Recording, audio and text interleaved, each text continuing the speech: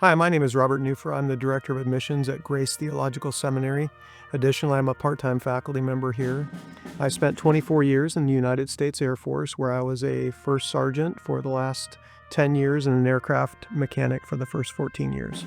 I joined in 1987 and retired in 2010.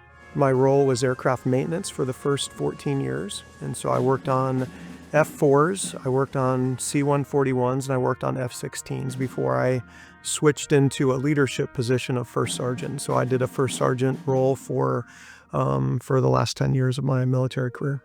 I wasn't saved when I went into the military, didn't really have much of a moral compass, and when I got into the Air Force, we had to memorize our core values. And our core values are integrity first, service before self, and excellence in all we do. I remember them to this day. I mean, it was just ingrained in me.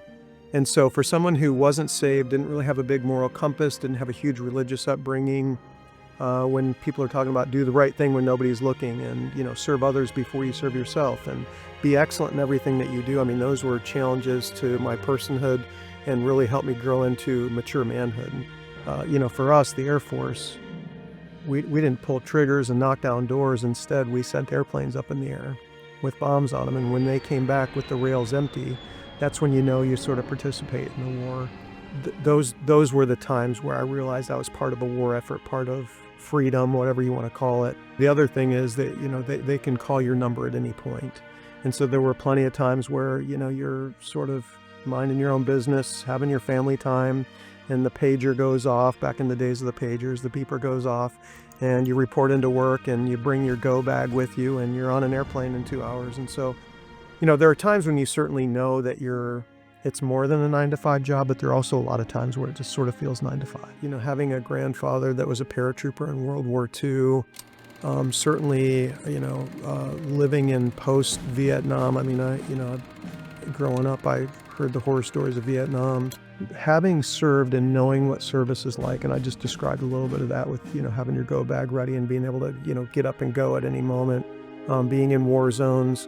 It's an opportunity for us to thank people who are willing to sacrifice everything, and I mean everything, for our freedom.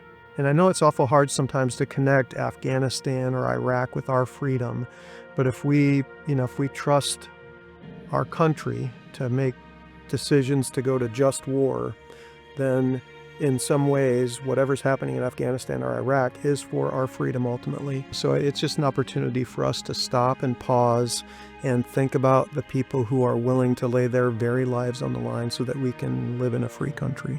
One of the most common phrases that I hear when I tell people I'm a veteran is "thank you for your service." And one of the best responses I've heard others give is "thank you for your support." And so what I would like veterans to know is I heartily thank them for their service. I know a lot of veterans, like my experiences are different than yours, and I know that, but I know at least in part what service means. And so I would thank them for their service, and then I would let them know that I support them 100%.